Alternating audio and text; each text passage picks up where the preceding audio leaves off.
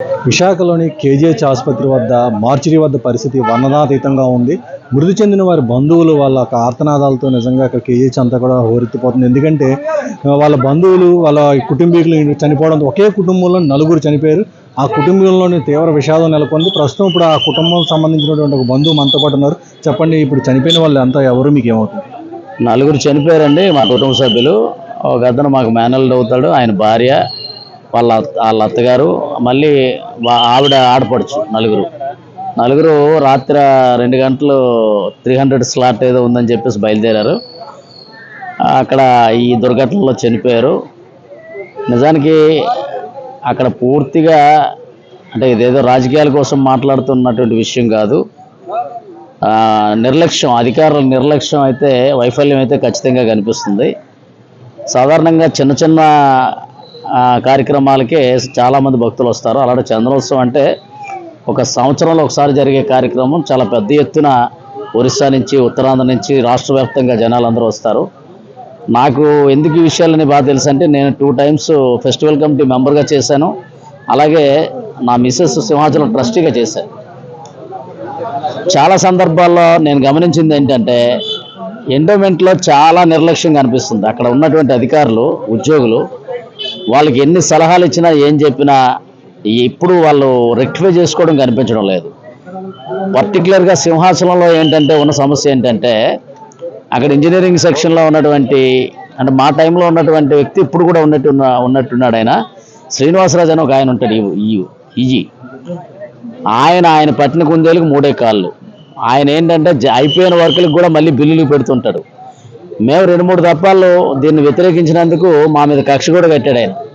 ఎందుకు ఇలా చేస్తున్నారు మీరు? ఒకసారి 42 లక్షలు సీసీ కెమెరాలకు పెట్టాడు.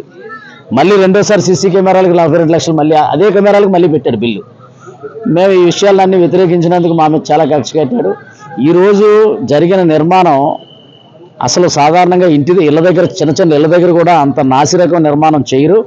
ఒక నిర్మాణం చేసేటప్పుడు అలాంటి చోట చేసేటప్పుడు కొద్ది ముందుగా 2-3 నెలలు ముందు దాన్ని ప్రారంభించి పిల్లర్స్ వేసి వాల్ కట్టుకొని రావాలి. ప్రతి ఏడాది ఫిక్స్ అయిన టైమే కాబట్టి ఖచ్చితంగా ముందే ఉంటుంది అవగాహన. వాళ్ళకి ఇప్పుడు పలానా రోజు అని తెలిసి, ఈ రోజు వచ్చే సంవత్సరం ఎప్పుడో వీళ్ళకి తెలుస్తుంది. అలాంటిది ఎంత దారుణం అంటే, ఏదో కొద్ది సున్నం పోసేసి మమ్మల్ని సిమెంట్ బ్రిక్కులు పేర్చేసి కట్టేశారు. దానివల్ల రాత్రి పడిన వర్షం కారణంగా ఈ మొత్తం నానిపోవటం వల్ల అది మొత్తం అంతా కలిపి వచ్చి ఆ లైన్లో ఉన్న వాళ్ళందరి మీద పడిపోయింది. ఇప్పుడు చనిపోయిన 2 అమ్మాయి అబ్బాయి కూడా సాఫ్ట్వేర్ ఇంజనీర్లుగా ఒక దిగువ మధ్య తరగతి కుటుంబం వాళ్ళండి. వాళ్ళిద్దరూ తల్లిదండ్రి కూడా కూలి పనులు చేసుకునే వాళ్ళు. ఒక ఆయన ప్లంబరు, ఒక ఆయన ఎలక్ట్రీషియన్. అమ్మాయి తండ్రి ప్లంబరు, అబ్బాయి తండ్రి ఎలక్ట్రీషియన్. వీళ్ళు పాపం కష్టపడి పిల్లలు చదివించుకొని ఏదో ఈ రోజున వాళ్ళ వల్ల బాగున్నాం అనేసరికి ఈ రూపంలో వాళ్ళ మృత్యు వాళ్ళని లాక్కెళ్ళిపోయింది. ఇది పూర్తిగా అక్కడ ఉన్న అధికారులు, ఇంజనీరింగ్ సెక్షన్లో ఉన్న అధికారులు కానీ, ఈవోలు కానీ వీళ్ళందరినీ సస్పెండ్ చేయాలండి. చనిపోయిన వాళ్ళు ఏ ప్రాంతం అండి? మధురవాడి ప్రాంతం, చంద్రంపాలెం అండి. ఇద్దరేమో వాళ్ళ అత్తగారు ఆడపడుచు కూడా మధురపాలెంలో ఉంటారు. వాళ్ళు ఫోన్ చేసి లైన్లోకి వెళ్ళే ముందు కూడా ఫోన్ చేసి వీళ్ళందరికీ చెప్పారట, మేము లైన్లోకి వెళ్తున్నాం అని చెప్పేసి కూడా చెప్పారట. కుర్రోడు తల్లిదండ్రులు కూడా రమ్మని చెప్పాడట. వాళ్ళేమో ఆవిడకి ఏదో తల్లికి ఏదో బాగోలేకపోతే నేను రాలేనురా అని చెప్పంటే పాపం వాళ్ళు తప్పించుకున్నారు.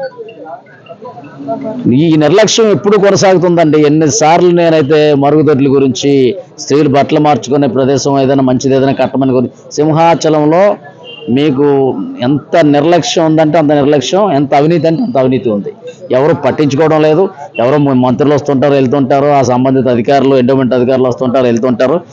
ఎవ్వరు కూడా ఆ ప్రాంతాన్ని ఒక మంచి ప్రాంతంగా తీర్చిదిద్దేందుకు కృషి చేయడం లేదు. దీంట్లోనే, ఆ పరంపరలోనే ఈ దుస్సంఘటన జరిగింది. ఇప్పుడు చనిపోయిన వాళ్ళ మృతుల కోసం చేసి ప్రభుత్వం ఎక్స్గ్రేషియా ప్రకటించింది. అంటే ఈ సందర్భం కాదు, కానీ ఇప్పుడు ఎక్స్గ్రేషియా చుట్టూ కూడా రాజకీయాలు అనుకుంటున్నారు. దీన్ని మీరు ఏ విధంగా? ఈ ఎక్స్గ్రేషియా మీకు వీళ్ళు ఏదో వాళ్ళంతటా వాళ్ళు చనిపోలేదు, కొట్లాట్లో చనిపోలేదు, దొంబిలో చనిపోలేదు. వాళ్ళు దైవ దర్శనానికి వెళ్తే ప్రభుత్వ వైఫల్యం వాళ్ళు చనిపోయారు కాబట్టి ప్రభుత్వం ఖచ్చితంగా కాంపెన్సేషన్ అనేది వాళ్ళ జీవితాలకు సరిపోయినట్టు ఇవ్వాలి. అవుట్ సోర్సింగ్ ఉద్యోగం ఒకటి ఇస్తాము, 25 లక్షల రూపాయలు ఇస్తామంటే ఎక్కడ సరిపోతాయండి? వాళ్ళ మీద ఆధారపడిన వాళ్ళందరూ ఏంటి అవ్వాలి? పాలిమర్స్లో జరిగితే ₹1 కోటి ఇచ్చారు ఆ రోజున. ఆ రోజున పాలిమర్స్ చాలా మంది ఈవేళ ప్రభుత్వంలో ఉన్న వాళ్ళు వాళ్ళ ప్రతిపక్షంలో ఉండి ₹1 ఏం సరిపోతుందని ఎద్దేవా చేశారు. మరి ఈవేళ ₹25,00,000 ఏ రకంగా సరిపోతాయి? ఖచ్చితంగా ₹1 కాంపెన్సేషన్ ఇవ్వాలి. అలాగే ఆ కుటుంబాలకి గవర్నమెంట్ ఉద్యోగం ఇవ్వాలి. ప్రతిసారి ఏదైనా జరిగితే ఆ రోజున రామతీర్థంలో జరిగింది, అహోబిలంలో జరిగింది, మరో చోట జరిగింది, సనాతన ధర్మం నాశనం అయిపోతుందని చెప్పిన పవన్ కళ్యాణ్ ఇవాళ ఒక్క స్టేట్మెంట్ లేదు. తిరుపతిలో 7 చచ్చిపోయారు. అంటే మనుషుల ప్రాణాలు అంటే ఎంత చులకనగా ఉన్నాయో మీరు అర్థం చేసుకోండి. దేవాలయాలకు వెళ్ళి మనుషులు చనిపోవడం ఏంటంటే నాకు అర్థం కాదు. దైవ దర్శనానికి వెళ్ళి ఇది ఎంత అపప్రద అండి. ప్రభుత్వంలో ఉన్నవారు పట్టించుకోరు అసలు. ఒక సంఘటన జరిగింది తిరుపతిలో, మరి తర్వాత మళ్ళీ ఈ సంఘటన జరిగింది. అంటే ఒక దాని నుంచి ఒక పాఠం నేర్చుకోరా? దీని మీద ఖచ్చితంగా ప్రభుత్వం అయితే అధికారులు తప్ప లేకపోతే ఇంకెవరి వైఫల్యమో ఒక కమిటీ వేసి ఎవరైతే మృతులు ఉన్నారో వాళ్ళ కుటుంబాలకు ఖచ్చితంగా న్యాయం చేయాలండి. కూటమి ప్రభుత్వం ఏర్పడిన తర్వాత వరుసగా జరుగుతున్నటువంటి ఘటనలు చూస్తుంటే నిజంగా ఆందోళన కలిగిస్తుంది. ఎందుకంటే పుణ్యక్షేత్రాల్లోని పదుల సంఖ్యలో భక్తులు చనిపోవడం అనేది నిజంగా ఎవరు ఊహించింది. కనుక భక్తుల బంధువులు కూడా తీవ్ర ఆవేదన వ్యక్తం చేస్తున్నారు. ప్రస్తుతం విశాఖలో ఒకే కుటుంబంలో 4 చనిపోవడం నిజంగా చాలా ఆందోళన కలిగించిన విషయం. ఇప్పుడు ఆ బంధువులకి కేవలం రాష్ట్ర ప్రభుత్వం ఇస్తున్నటువంటి నష్టపరిహారం నిజంగా అది న్యాయం చేసినట్టు కాదు. ఎందుకంటే ఏమాత్రం కూడా సరిపోదు. వాళ్ళ జీవితాలు ఇంట్లో కుటుంబంలో ఉన్న అందరికీ కూడా పోషణ కలగాలంటే 10 లక్షలు ఏమాత్రం కూడా సరిపోదు. కనుక వాళ్ళ కుటుంబీకులకు శాశ్వత ఉద్యోగంతో పాటు ₹1 నష్టపరిహారం ఇవ్వాలని చెప్పేసి బంధువులు కూడా డిమాండ్ చేయడం జరుగుతుంది.